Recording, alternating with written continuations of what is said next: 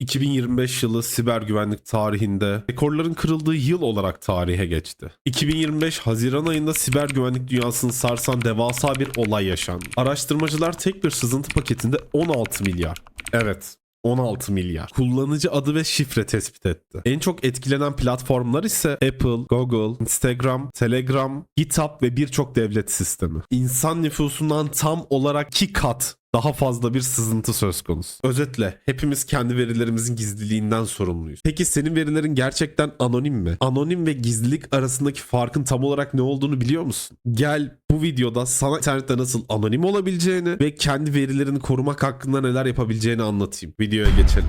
Gelin bunu örnekler eşliğinde bir inceleyelim. Mesela abi gizlilik dediğimiz şey nedir aslında? Yani siz gizli olduğunuzu düşünün. Mesela internet aracılığıyla sitelere girerken veyahut bazı verileri indirirken gizli sekme kullandığınızı varsayalım. Tam olarak sizi internette nasıl bir gizliliğe ulaştırıyor? Siz internette bir siteye girdiğinizde verilerinizin yönlendirilmesi için önce internet servis sağlayıcınızdan, internet servis sağlayıcınız sizi web sitesine yönlendireceği için doğal olarak hangi siteye girdiğinizi görebilir. Peki abi nedir gizli sekme? Yani ben gizli sekmeyi açtığımda ben tam olarak neyden gizlenmiş oluyorum? Abi diyelim ki benim evde bir bilgisayarım var, tamam. Ben bu bilgisayardan gizli sekmeye girdim. Sonrasında gizli sekmede bir takım işler yaptım. Mesela abi girdim bir forum sayfasını okudum. Benim ailemdeki insanlar vegan olmamı istemiyorlar mesela. Ama ben vegan olmaya karar verdim ve vegan nasıl olunur adında bir gizli sekmeyi açıp böyle bir veri araştırdım. Doğal olarak aile üyelerim benim artık vegan olmak istediğimi bu cihazdan görüntüleyemezler. Çünkü ben gizli sekmeden girdiğim için cihaz üzerinde hiçbir veri bırakmamış oldum. Bu sayede gizli kalmış oldum. Neden? Çünkü ailemdeki, yani benden sonra bu cihazın başına oturacak kimse benim o cihazdaki internet geçmişimi görüntüleyemezler artık. Fakat abi benim internet sağlayıcım benim hangi sitelere girdiğimi, hangi forumlarda gezdiğimi ya da ne gibi işlemler yaptığımı görebildi. Bu yüzden ben anonim değilim. Ben sadece bu bilgisayarda iz bırakmamak için gizli sekme kullanmış oldum. Peki ben anonim olmak istiyorsam, yani internette takip edilemez olmak istiyorsam, aslında baktığımızda bizim internete çıkarkenki o sürecimizi şifreleyen işleme biz anonim diyoruz. Yani mesela abi ben bir siteye bağlanmak istiyorum, tamam mı? Türkiye'ye kapanmış bir site. Mesela ben yine vegan olmaya karar verdim. İnternetteki vegan sitelerine girmek istiyorum. Fakat bu sefer benim internet servis sağlayıcımın da ben vegan olduğumu ve bu sitelere girdiğini görmek istemiyorum. Bu noktada şöyle bir şey oluyor abi. Ben belli başlı tip uygulamalar kullandığımda internet servis sağlayıcım benim yolladığım protokolleri şifreli gördüğü için benim nelere erişim sağladığımı anlayamıyor. Peki ben bunu tam olarak nasıl yapıyorum? Ya tamam, hepiniz bunu biliyorsunuz. Hepiniz bizim şifreli işlemlerimizin internet sağlayıcımız tarafından takip edilemediğini biliyorsunuz. Peki bunu nasıl yapıyorlar? VPN ne yapıyor da bizim servis sağlayıcımızın girmemize izin vermediği sitelere veyahut Amerika Birleşik Devletleri mesela Pandora sitesini sadece Amerika içindeki vatandaşlar için açmış, değil mi? Dışarıdakiler ona erişim sağlayamıyor mesela. VPN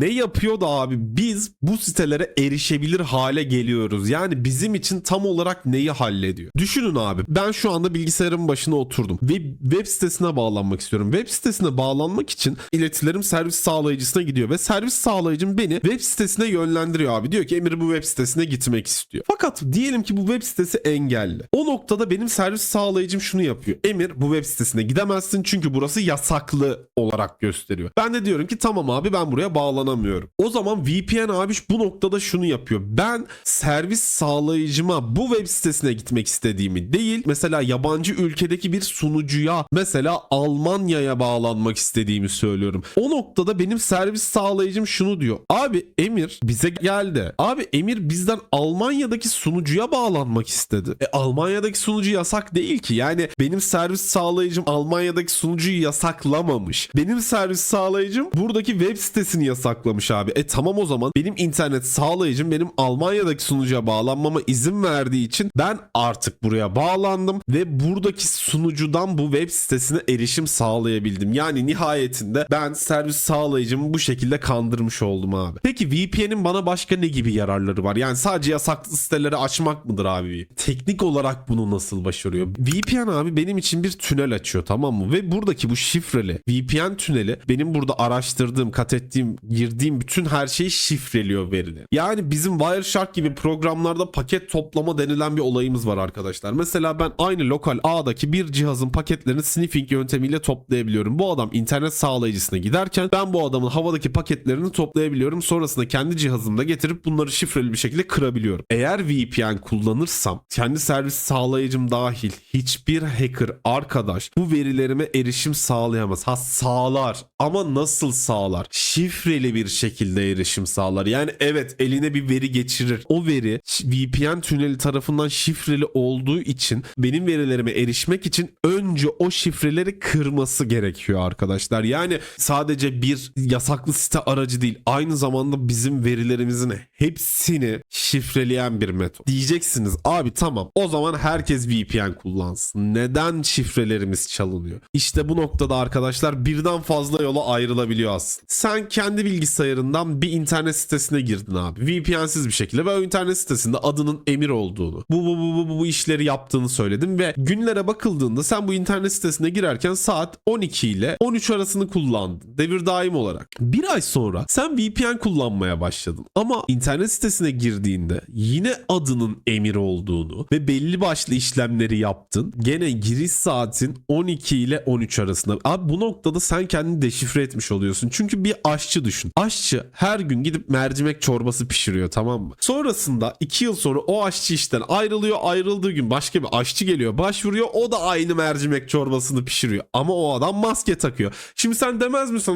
Bu işte bir gariplik var. Demez misin? Dersin abi. Bunun gibi düşün. Eğer sen kendi kişisel bilgilerini forum sayfalarında bu şekilde açık edersen sen VPN'li olsan da deşifre olabilirsin. İkincisi ve üzücü olan taraf, arkadaşlar bu VPN tünelini size sağlayan bir VPN şirketi var, tamam mı? Mesela ben gittim ve dedim ki VPN şirketine, abi ya sen şu VPN, hani sen şu tünel bilgilerin var ya, evet abi sen onları bana sat ya. Nasıl yani? Evet, olabilir. Neden satmasın ki? Düşünsene abi, sen bir VPN şirketi işletiyorsun ve insanların bilgileri senin elinde. Hangi IP ile bu tünele girdiğini ve hangi IP'den bu tünelden çıkış yaptığını söylese bile senin için ne kadar sarsıcı bir operasyon güvenliği olduğunu düşün. Yani verilerin açığa çıkmasında arkadan da vurulabilirsin abi. VPN şirketi seni satabilir. Kusura bakmasın. Hiçbir VPN şirketinin ismini vermiyorum. Bilemem kardeş. Peki diyeceksiniz abi. Tamam, VPN şirketleri böyle. Bu böyle. Şu şöyle. Sen bu konuda ne yapıyorsun? İşte bunun için size ayırdığım sürprize geliyorum dostlar. Uygulamamızın adı GoLogin. Size GoLogin'i uygulamalı bir şekilde göstermeden önce bir temel mantığını anlatmak istiyorum. Bakın şimdi dostlar. Diyelim ki bizim bir ana makinemiz var değil mi? Bu ana makinemizin içine 4 tane makine oluşturduğumuzu varsayalım. Nasıl ki hem ana bilgisayarımızı hem de birbirlerini etkilemiyorlarsa aynı GoLogin'in çalışma mantığı da bu şekilde arkadaşlar. Sadece GoLogin burada çok mükemmel bir şey yapıyor ve sanki bizim ayrı ayrı sanal makineler açmışız gibi bunların hepsini ayrı tarayıcılar üzerinden açıyor. Gelin şimdi size bunu göstereyim. Arkadaşlar hem uygulama olarak hem de tarayıcı üzerinden kullanabiliyorsunuz. Uygulama olarak Windows, Linux, Mac M Series ve Play Store'da şu an aktif bir şekilde duruyor. Gidip indirebilirsiniz. Bugün size tarayıcı üzerinden çalıştıracağımızı göstereceğim. Abi hesap premium falan değil. Yani direkt düz normal bir hesapla girdim. Ayrı bir hesabım var fakat normal sizlerin yapacağı gibi trailer olanı başlattım. Yani normal bir kullanıcı nasıl bir deneyim yaşayacaksa ben bugün onu yaşayacağım. İnsanlara kendim kullanmayacağım bir şey yönlendiremem abi. Ayıp olur yani. Size biraz GoLogin'in çalışma prensiplerinden bahsedeyim. Arkadaşlar yasaklı siteler vesaire bunun gibi kısıtlanan sitelere size giriş imkanı sağlıyor. Evet, sadece Amerika kıtasından giriş yapılabilecek şekilde pandora.com sitesini açmışlar. Mesela burada Türkiye Cumhuriyeti'ne yasaklı olması veyahut bize bir kısıtlama getirilmesi değil. Bu uygulamanın sadece Amerika'daki vatandaşlar için açılmış olması. Ama ben bugün şu anda ona erişmeyi deneyeceğim. Öncesinde şunu bir göstereyim. Gördüğünüz gibi arkadaşlar benim IP benim lokasyonum Ankara, yani Türkiye Ankara üzerinden görünüyor. Bu normal bir hani kendi tarayıcımdan bu şekilde. Şimdi gelin hem GoLogin'in bize sunduğu imkanlardan yararlanıp IP'miz, lokasyonumuz değişecek mi ona bakalım. Hem de Pandora sitesine giriş yapmayı deneyelim. Evet abi, gördüğünüz üzere burada United States zaten direkt yazmışlar. Burada Run'a tıklıyorum ve bunu arkadaşlar şu anda bulutta çalışmasını bekliyorum. Şu an profil yükleniyor. Evet arkadaşlar, şu an çalıştı. İlk test edeceğim şey Pandora'nın sitesine girip giremeyeceğim olacak. Evet abi, Pandora'nın sitesine sıkıntısız bir şekilde girebildik. Bildiğiniz üzere bu site Amerika üzerinden çalışıyor diye biliyorum. Şimdi bir de şunu deneyelim. Arkadaşlar IP location kısmına baktığınızda United States Kentucky yazdığını görüyorsunuz. Yani hem site çalışıyor hem arkada IP çalışıyor. Şimdi farklı bir şey daha göstermek istiyorum. Zaten aslında GoLogin'in vizyonlarından bir tanesi de bu. Tıkladığımda bakın United States kısmı açık şu anda burada. Yani burayı yenileyebiliyorum ben şu an. Evet arkadaşlar, hem buradaki site açık hem de geldiğimde buraya sıfırdan ayrı bir tarayıcı açarak giriş yapabiliyorum. Mesela burada Facebook'muş, buraya gene IP. Tekrardan girdiğimde arkadaşlar burada United Kingdom yazdığını görüyorsunuz. Yani uygulama hem birden fazla lokasyonlu hem birden fazla tarayıcı açabiliyorsunuz hem de bunları eş zamanlı bir şekilde kullanabiliyorsunuz arkadaşlar. İstediğinizi sorup geri karşılık alabiliyorsunuz. Pandora.com genellikle Amerika Birleşik Devletleri gibi belirli ülkelere erişilebilen bir müzik akış hizmetidir. Genellikle SOX 5 biraz daha güvenli ve hızlı bir seçenek olarak kabul edilir. Kullanıcı adı ve şifre girerek profilinizi yapılandırabilirsiniz. Şimdi dostlar, gelin buradan yeni bir profil açıp bir deneyelim bakalım. Sudo proxy, burada arkadaşlar Almanya'yı seçmek istiyorum. Şu an öyle geldi içimden. Based IP, bunlara dokunmayacağım abi. 1920'ye 1080 olsun istiyorum çözünürlüğüm. Sanırım tamam. Burada profil ismi de ne olsun? Emir olsun abi. Tamam, burada run dediğimde Almanya'da şu anda çalıştırabiliyor olması ve çalıştırdıktan sonra 1080p'de arkadaşlar benim sıkıntısız bir şekilde girip bunu kullanabiliyor olmam lazım. Bakalım nasıl olacak, ben de merak ediyorum. Derken açıldı.